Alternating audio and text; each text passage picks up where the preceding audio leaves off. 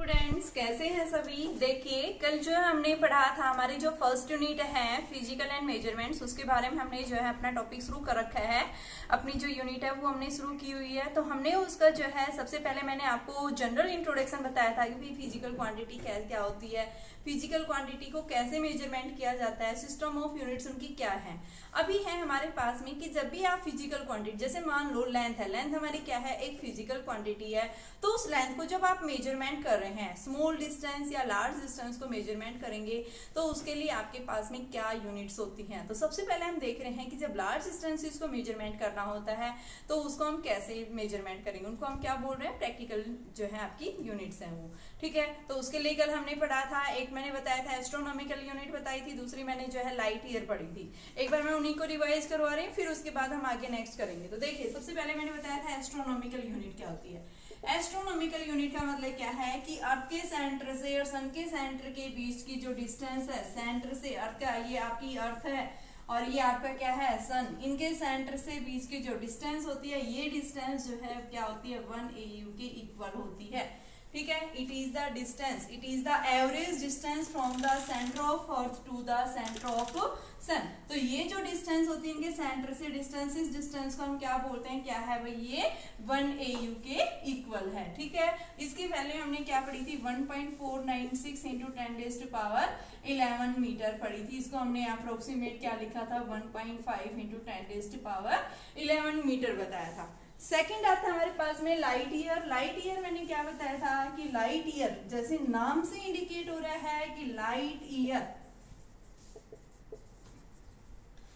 LY से इसको denote करते हैं। लाइट यानी लाइट के द्वारा 1 ईयर के अंदर जो डिस्टेंस कवर्ड की गई है उस डिस्टेंस को हम क्या बोलते हैं, लाइट ईयर। ठीक है, तो लाइट ईयर का मतलब क्या है, 1 light year is equal to velocity. देखो क्या होती है, डिस्टेंस अपॉन टाइम होती है। तो हमें क्या निकालना है, डिस्टेंस निकालना है। डिस्टेंस क्या हो जाएगा, यानी वेलोसिटी इनटू टाइम। अब वेलोसिटी यानी किसके द्वारा, लाइट के द्वारा। लाइट की वेलोसिटी किसके इक्वल होती है, c के इक्वल होती है। तो ये डिस्टेंस क्या हो जाएगी, c × t, और इस डिस्टेंस को हम क्या कह रहे हैं, 1 लाइट ईयर। ठीक है, तो रखें यहाँ पे, तो 1 light year is equal to c क्या हो गया बेटा यहाँ पे, 3 × 10⁸ और t यानी टाइम। टाइम 1 ईयर के अंदर कितना होता है, एक साल में कितने दिन होते हैं, 365 डेज, और एक डेज में, एक दिन में कितने घंटे होते हैं, 24, और एक घंटे में कितनी मिनट्स होती हैं, 60, और एक मिनट में कितनी, 60 सेकेंड्स। तो जब आप इसको वैल्यू रखते हैं तो ये वैल्यू हमारे पास में आती है 9.46 × 10⁻15 मीटर के इक्वल आती है। क्या है ये, लाइट ईयर है। ठीक है, अब आता है नेक्स्ट पार्सिक।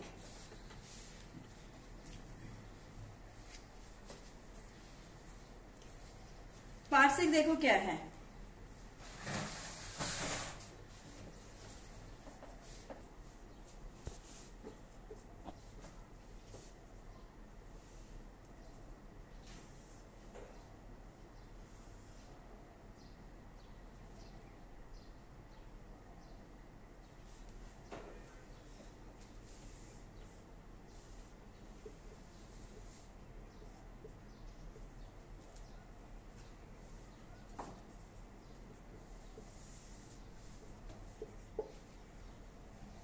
पार्सिक का मतलब क्या है, देखिए 1 पार्सिक क्या होता है, 1 पार्सिक इज द, यानी 1 पार्सिक हम किसके इक्वल कहेंगे, 1 parsec is the radius of the circle. यानी 1 पार्सिक किसके इक्वल है, सर्कल का जो रेडियस है उस रेडियस को हम 1 पार्सिक कब कहेंगे, कि जब सर्कल के सेंटर से एक आर्क ली गई है, उस आर्क की जो लेंथ है वो किसके इक्वल है, 1 AU के इक्वल है। कितने टाइम के अंदर, कितने एंगल के बीच में, 1 सेकंड के अंदर। यानी 1 सेकंड में एक आर्क ली गई है जो किसके इक्वल है, 1 AU के इक्वल है। तो बेटा उस केस में जो रेडियस होगी सर्कल की, उस रेडियस को हम क्या कहेंगे, क्या है वो, 1 पार्सेक के इक्वल है। ठीक है, तो आप क्या बताएंगे, 1 पार्सेक का मतलब क्या होता है, 1 parsec is the radius of the circle at which an arc whose length is 1 AU subtends in 1 second. यानी जो 1 सेकेंड के अंदर एक एस्ट्रोनॉमिकल यूनिट की क्या ली गई, एक आर्क ली गई है, तो उस केस में हमारे पास में इस सर्कल की जो रेडियस होगी उस रेडियस को हम क्या कहेंगे, 1 AU को इक्वल कहेंगे। तो थीटा इज इक्वल टू क्या होता है, L/R होता है। यहाँ पे थीटा क्या है, 1 सेकेंड। 1 सेकेंड को हम ये 1 डबल डैश लिख सकते हैं। ठीक है, 1 मिनट को ऐसे लिखते हैं, ठीक है, तो आपके पास में क्या आ गया, एल जो है वो क्या है 1 AU और आर जो है वो क्या है 1 पारसेक। मुझे निकालना है क्या है पारसेक, तो 1 parsec is equal to 1 AU upon में 1 सेकेंड। अब 1 सेकेंड एंगल हमारा किस में होता है, रेडियन में होता है। तो इस रेडियन को हम कैसे निकालेंगे, तो देखिए 1 पारसेक इज इक्वल टू, पहले मैं 1 जो है डिग्री को एंगल में चेंज करूंगी। देखो 1 सेकेंड, ठीक है, ये है। अब आपने ये ध्यान पता होना चाहिए कि आपके पास में 1 मिनट में 60 सेकेंड्स होती हैं, तो 1 सेकेंड क्या हुई बेटा 1/60 मिनट्स की। ये याद रखना सबसे पहले। दूसरा, आपके पास में जो है 1 जो है मिनट, यानी कि आप क्या बताएंगे, नेक्स्ट जो हमारे पास में आती है कि 1 डिग्री जो होती है 1 degree is equal to 60 minutes. ये मिनट्स है, तो 1 मिनट किसके इक्वल हुआ 1/60 डिग्री। और 1 डिग्री जो होता है वो क्या होता है π/180 रेडियन के इक्वल। ठीक है, मैं एक बार देखो इसको अच्छे से समझा रही हूँ ताकि आपका सारा कंफ्यूज ना हो। सबसे पहले हम इसी के बारे में पढ़ते हैं, फिर हम पारसेक पढ़ेंगे। देखिए सबसे पहले आप ये देखिए 1 minute, 1 minute is equal to 60 second. तो 1 सेकेंड, यानी इसको ये भी कर सकते हैं या फिर 1 सेकेंड, ये इसी का सिंबल है सेकेंड का। ठीक है, तो 1 सेकेंड इज इक्वल टू 1/60 जो है क्या हो गया आपके पास में मिनट आ गया। अब उसके बाद में हम क्या पढ़ रहे हैं 1 डिग्री, ये क्या है डिग्री, किसके इक्वल होता है 60 मिनट के इक्वल। तो 1 मिनट जो है 1 डिग्री बाई 60 के इक्वल हो गया। ठीक है, आपके पास में आ गया। और अब आपके पास में देखो, ये मैंने जो बताया है कि आपके पास में भाई 1 मिनट जो है वो आपके पास में, ये उल्टा लिख दी, आपके पास 1 डिग्री 60 मिनट्स के इक्वल है, तो 1 मिनट क्या आ गया 1/60 मिनट्स के इक्वल आ गया। ठीक है, और नेक्स्ट मैं बता रही हूँ 1 डिग्री जो होती है वो क्या होती है π/180 रेडियन के इक्वल। तो आप इनको याद रखना, इनकी यूज जरूरत पड़ेगी हमें। ठीक है, तो इसको हम कैसे निकालेंगे, देखो मैंने क्या बताया कि सर्कल के सेंटर के साथ में एक आर्क ली गई है, जहां उस आर्क की लंबाई जो है वो 1 AU के इक्वल है। और जब एक 1 AU आर्क ली गई है कितने टाइम में 1 सेकेंड में, यानी एंगल कितना बना है ये 1 सेकेंड। तो यहाँ जो इस सर्कल की जो रेडियस होगी उसको हम 1 पारसेक के इक्वल कहेंगे। ठीक है, तो आपके पास में पारसेक समझ में आ गया। पारसेक क्या है, यानी कि आपके पास में जब थीटा जो है वो 1 सेकेंड है, लेंथ जो है आर्क जो है, लेंथ मतलब arc of length of arc लिखो, लेंथ ऑफ आर्क क्या है 1 AU के इक्वल है, then radius is said to be parsec. तो सबसे पहले आप इसकी डेफिनेशन क्या कहेंगे 1 पारसेक। 1 पारसेक क्या होता है, 1 parsec is the radius of circle, ठीक है, is the radius of circle at the center of which, at the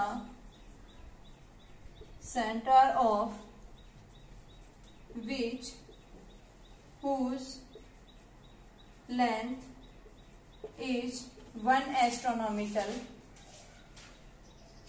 ठीक है, whose length is 1 astronomical unit subtends in 1 second. तो उस केस में हम क्या कहेंगे, रेडियस जो होगी इस सर्कल की वो पारसेक के इक्वल कहेगी। ठीक है, तो ये इसकी डेफिनेशन है। अब हम इसकी वैल्यू निकालेंगे, न्यूमेरिकल वैल्यू। तो ये डेफिनेशन होगी। अब ये डायग्राम समझा दिया, अब मैं इनको यूज करके निकालूंगी। तो ध्यान रखना, इन सबको पॉइंट्स को नोट कर लेना। अभी देखिए कैसे निकालेंगे। एंगल की डेफिनेशन जो होती है क्या होती है L/R। तो आपके पास में R जो है क्या आ गया L/थीटा। R को मैं क्या कह रही हूँ 1 पारसेक। लेंथ किसके इक्वल है 1 AU। एंगल कितना है 1 सेकेंड। ठीक है, अब 1 सेकेंड को हमें किसमें, क्योंकि एंगल किसमें होता है रेडियन में होता है, तो इस रेडियन को हम चेंज करेंगे। कैसे चेंज करेंगे, तो देखिए अभी मैंने बताया था कि भाई आपके पास में 1 मिनट 60 सेकेंड, तो 1 second is equal to 1/60 minute, और 1 मिनट इज इक्वल यानी कि 1 degree is equal to 60 minute, तो 1 minute is equal to 1/60 degree, और 1 degree is equal to π/180 radian. तो हम क्या करेंगे, देखो आपके पास में सेकंड जो हमारे पास ये था, इस सेकंड को हम उठाएंगे, तो 1 second is equal to 1/60 minute, minute को मैंने क्या लिख रखा है 1/60 डिग्री, और डिग्री मैंने एक डिग्री क्या बता रखा है 1/60 इंटू 1/60 और π/180 रेडियन। आ गया हमारे पास में ये, इसकी जगह वैल्यू पुट कर देंगे, ये आपके पास जो आई है, तो ये हमारे पास में क्या आ जाएगा, जब हम इसको सोल्व करेंगे तो ये हमारे पास में इसकी वैल्यू जो आ जाएगी वो किसके इक्वल आएगी, देखो 1 parsec is equal to 1 AU, 1 AU जो है किसके इक्वल है 1.496 इंटू 10⁻11 अपॉन क्या है आपके पास में ये 1 सेकेंड है, तो 1 सेकेंड को हम क्या ले लेंगे π/60 इंटू 60 इंटू 180, और जब आप इसको सिंप्लीफाई करते हैं तो ये वैल्यू आती है आपके पास में 3.08 इंटू 10⁻15 मीटर। ठीक है, या किसी बुक्स में 16 भी दिखा रखा है, किसी में 15, तो आप इसको 16 ले लो ताकि एक्यूरेट आपके पास वैल्यू, तो ये 16 मीटर। ठीक है, तो 3.08 इंटू 10⁻16 मीटर के इक्वल आएगी, तो 1 पारसेक जो है वो क्या होती है अप्रोक्सीमेट, हम 3.1 इंटू 10⁻16 मीटर लिख सकते हैं, क्योंकि ये 8 से 0 से अगला डिजिट 8 है, यानी 5 से बड़ा है, तो हम इसको 1 लिख सकते हैं, तो ये हमारे पास में क्या आ गई 1 पारसेक के इक्वल आ गई। देखिए अभी जो है हमारे पास में इनके बीच में रिलेशन पढ़ेंगे, हमने तीनों की वैल्यू निकाली है, 1 AU किसके इक्वल है 1 लाइट ईयर किसके इक्वल है 1 पारसेक जो है वो किसके इक्वल है। अब हम क्या करेंगे कि एक लाइट ईयर में कितने पारसेक के इक्वल होता है, यानी how many light years will be, यानी how many astronomical units in 1 year, तो 1 लाइट ईयर को आप 1 AU से डिवाइड कर दो, 9.46 इंटू 10⁻15 अपॉन 1.5 इंटू 10⁻11। जब आप इसको सोल्व करते हैं तो हमारे पास में इसकी वैल्यू जो आती है 6.3 इंटू 10⁻4 AU, क्या आ जाएगी ये 1 लाइट। डिवाइड करना है, कुछ नहीं करना आपको। ठीक है, इसी तरह से बच्चों अगर क्या पूछता है 1 पारसेक कितने लाइट ईयर्स की, तो पारसेक को आप क्या कर दो लाइट ईयर से, तो 1 पारसेक अपॉन में 1 लाइट ईयर क्या आ जाएगा 3.1 इंटू 10⁻16 अपॉन में 9.46 इंटू 10⁻15। ठीक है, तो आपने इसको सोल्व कर दिया, तो ये वैल्यू हमारे पास में क्या आ जाती है 3.26, तो हम 1 parsec is equal to 3.26 light years. तो ये हमारे पास में क्या है प्रैक्टिकल मेजरमेंट्स है। ठीक है, कुछ अदर यूनिट्स भी होती हैं मेजरमेंट करने के लिए, जैसे आपके पास बोल दे 1 इंच, 1 इंच जो है वो किसके इक्वल होते हैं 1 इंच 0.0254 मीटर के इक्वल।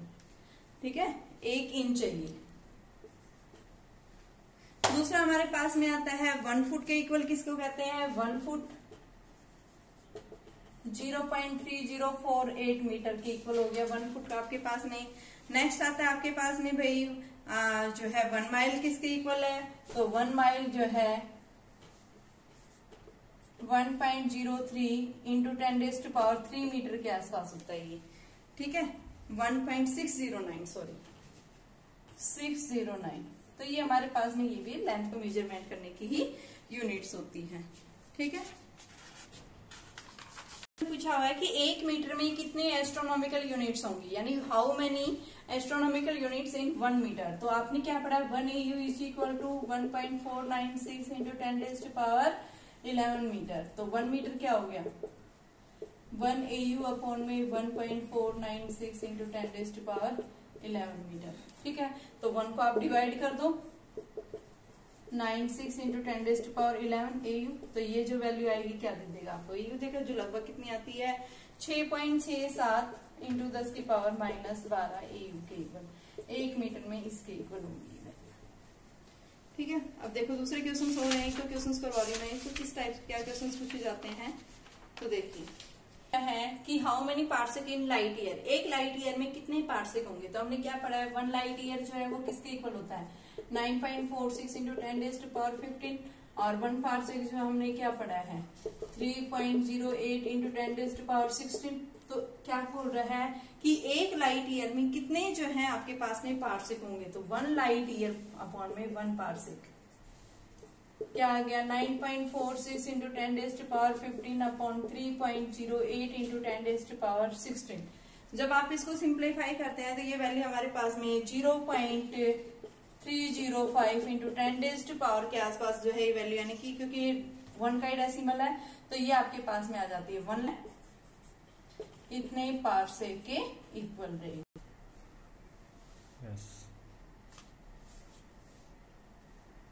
अब है हमारे पास में स्मॉल डिस्टेंसेस को मेजरमेंट करने के लिए हमारे पास में कौन कौन सी यूनिट होती है। देखो आप लोग पहले भी शायद इंट्रोड्यूस होंगे, 1 माइक्रोन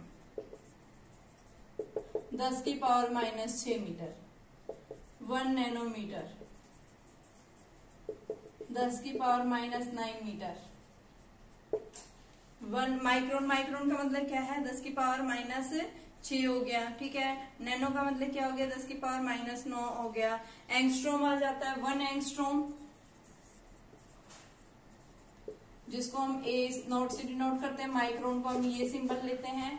तो 1 एंगस्ट्रोम 10⁻⁻10 मीटर के इक्वल हो गया, ठीक है। और एक और पूछा जाता है 1 फर्मी, जो आपके पास में न्यूक्लियस का साइज होता है 1 फर्मी। तो 1 फर्मी 10⁻⁻15 मीटर, जो साइज ऑफ न्यूक्लियस होता है, size of nucleus in an atom.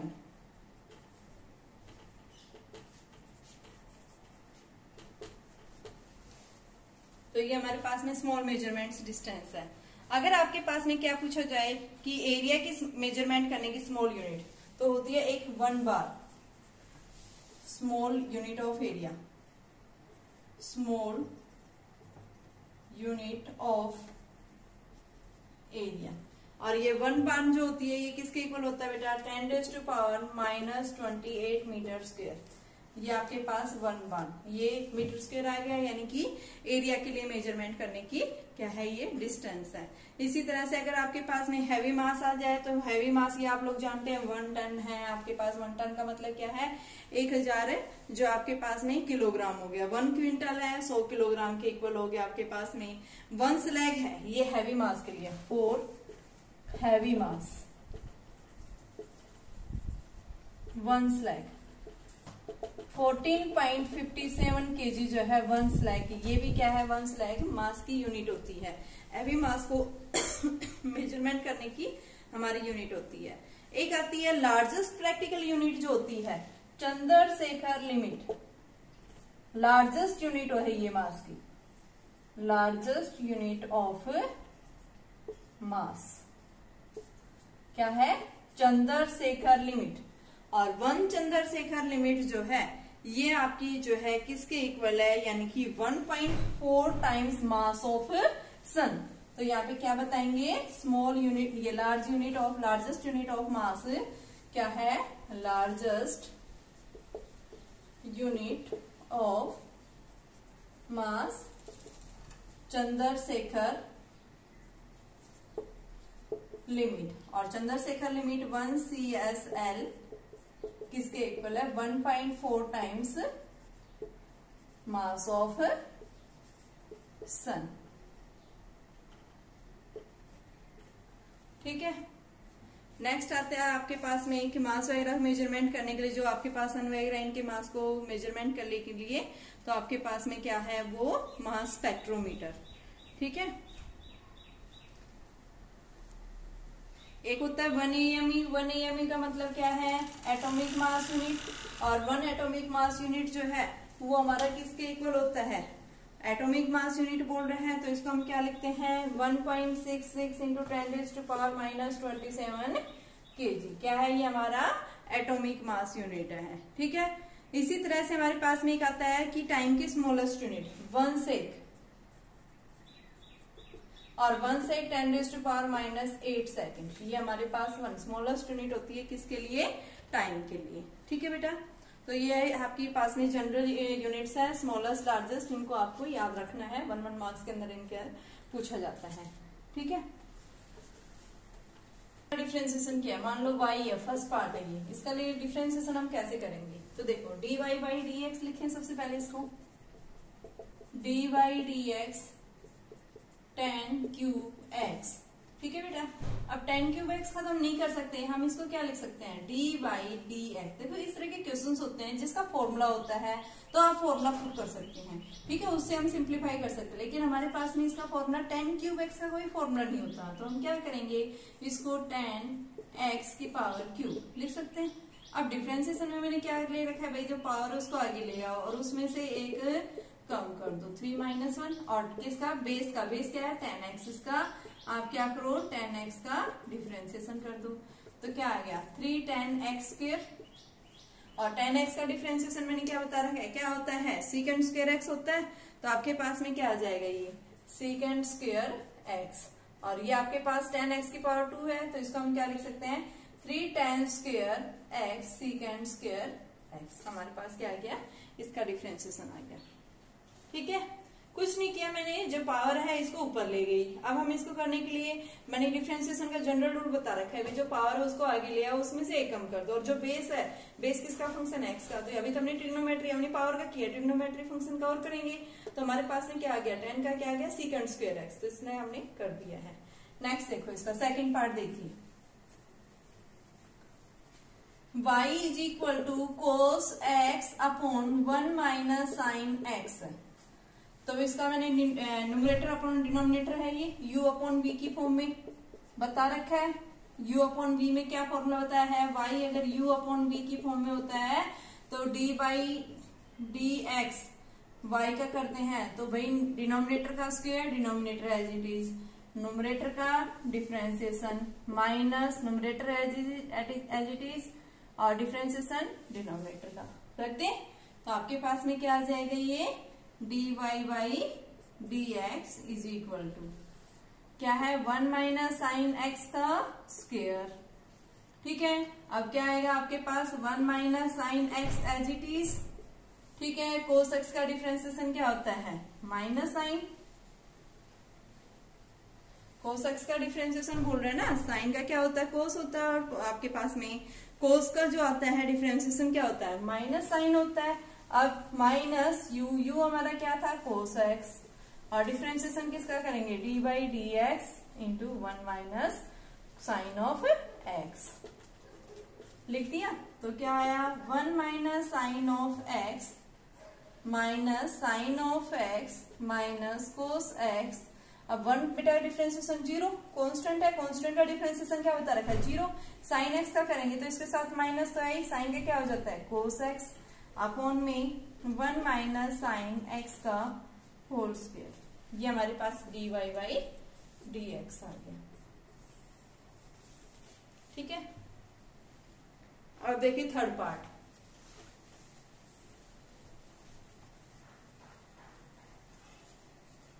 Third part में देखिए क्या आ रहा है, y is equal to sine ax plus b का होल स्क्वायर, तो हम क्या लिखेंगे, dy बाई dx, सबसे पहले हम पावर का जो करेंगे, पावर को आप आगे ले आओ, ax प्लस b और इसमें से a कम कर दो, अब डिफरेंशिएशन किसका, साइन का, साइन ax प्लस में b का, तो क्या आ गया 2ax प्लस b, साइन का डिफरेंशिएशन क्या होता है, कोस ax प्लस b, क्या आ गया dy बाई dx आ गया आपके पास में, ठीक है। और साथ में आपने ये जो है इसका कर दिया है, यानी कि हमने किसका किया है, साइन ax प्लस b का होल स्क्वायर किया है, तो इसके लिए हमारे पास में क्या आया बेटा, कि देखो पावर किया, लेकिन हमने इसका नहीं किया, हमें इसका भी तो करना, क्योंकि पावर का किया है, साथ में इसके साथ ये फंक्शन भी तो है, तो यहाँ पे आप इसके ब्रैकेट में मल्टीप्लाई में D by d x ax plus b और लिखो, तो क्या आएगा आपके पास में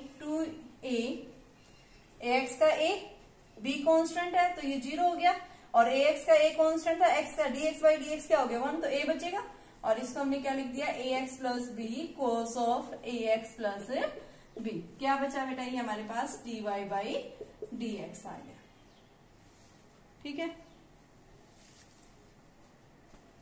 क्वेश्चन क्या है, आपको आपको क्या निकालना है, x निकालना है, x दिया हुआ y, तो क्या पूछा dy by dx। कैसे निकालेंगे, देखो इस तरह के क्वेश्चंस।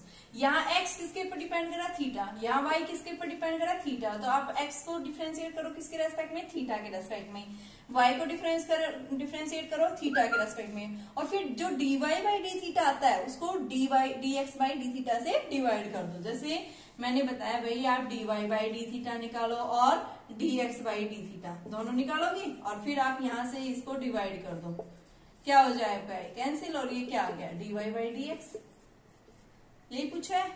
तो कैसे निकालेंगे, सबसे पहले हम निकालेंगे dy by dx, dy by dx, a constant, theta का डिफरेंशिएशन क्या होता है आपके पास में, dy by d थीटा 1 हो गया, और साइन थीटा का डिफरेंशिएशन क्या होता है, कोस होता है, आ गया ये, ठीक है। अब उसके बाद यहाँ मैंने dx लिखना था बेटा, dy by d थीटा, ये थीटा लगाओ यहाँ पे भी, dy by d theta, a constant 0, कोस का क्या होता है माइनस, प्लस हो जाएगा साइन थीटा।